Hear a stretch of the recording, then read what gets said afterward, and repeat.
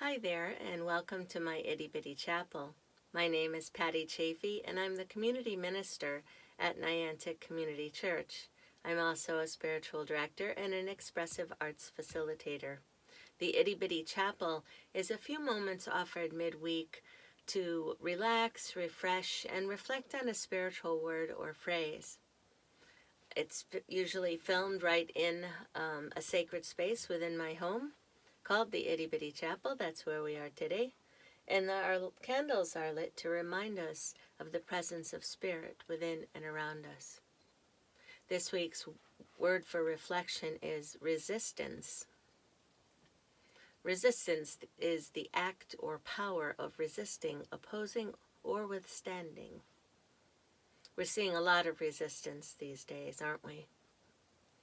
We don't have to look far to see people standing up for what they believe in, resisting the status quo and seeking important change. Very important change. The things they want changed, the things they are resisting, are pretty clear. There's no mystery. But in life, that's not always the case. Sometimes things sneak up on us when we are knee-deep in our self-imposed quicksand, and the more we struggle, the deeper we get. We are a culture of doers. It's like breathing to us. And as COVID-19 restrictions in our communities begin to lighten up, and businesses and events begin to open up, the doing is likely to pick up. So I wonder what our resistance is to that slow, meandering pace that we had been forced into. I think our busyness is often a mask for what I don't know. But it takes us out of our stillness, our silence, our reflection. And it helps when we recognize our resistance to things, because then we can sit with them and ponder the why. In a year of living mindfully, Anna Black writes, once we've been alerted that resistance is present, we can then widen our beam of awareness to our resistance to things. We can widen our beam of awareness to include thoughts and emotions. I love that, our beam of awareness. We need to widen that beam, don't we? When we tap into our whole being, we can notice all the parts and what they are telling us. Our mind, our body, our feelings, and then we can choose, or not, to do something about it.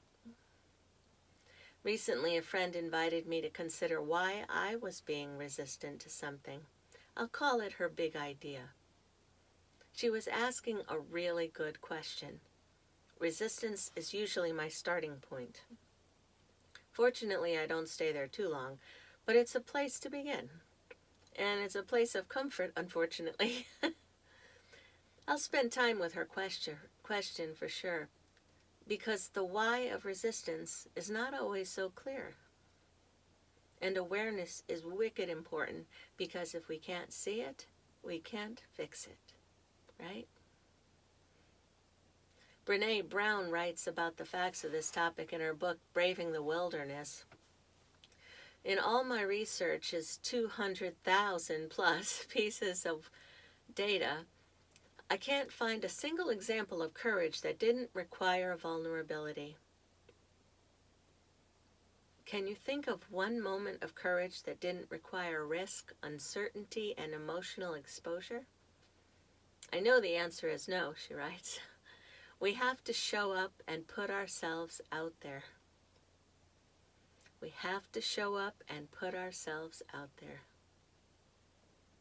Whether we're marching for social injustice, creating a better life for ourselves, or even getting in touch with our gifts, it's all stretching those bands of resistance. And it takes courage to do that. It takes courage. Social psychologist Amy Cuddy, associate professor at Harvard Business School, uses experimental methods to investigate how people judge and influence each other and themselves. In Presence, this is her book, Presence, Bringing Your Boldest Self to Your Biggest Challenges, she suggests power poses make a difference. By assessing our personal power, we can achieve presence, the state in which we stop worrying about the impression we're making on others and instead adjust the impression we've been making on ourselves. There is scientific evidence that how we think and feel about ourselves can affect outcomes, and our physical stance can get us into that place. The body leads the mind, she says, and helps us to access our highest and best self. This pose she proposes is to stand like a starfish, or like Superman or Wonder Woman, right? You stand tall with your head up high and your hands on your hips and your feet apart like a starfish, and just breathe deeply. And if you hold that pose for like 3 minutes, you will feel your own power. You will feel your highest and best self.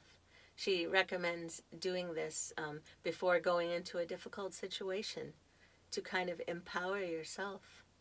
Just by standing and getting in touch with your body, getting grounded and breathing, right? Try it. I introduced that at a writer's retreat, and we all did that. It was good. A couple years back, I was without a spiritual director and had been seeking one. And as a spiritual director myself, I recognize a need to receive direction as well as providing it. I'd researched and looked up folks and listened to friends and their experiences with their own directors, hoping to find one that felt right. Then one name crossed my path repeatedly. You know how that happens when you start seeing something over and over as it tries to get your attention. Well, I kept seeing this name come up in my life, so I looked her up and brushed off the possibility and didn't pursue any communication at that time.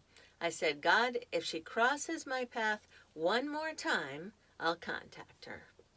You know how we do that. You know how that goes. We're going to negotiate with God. And sure enough, there she was again. And when I did reach out to her, even then, I really was not sure that she was going to be the one. The one.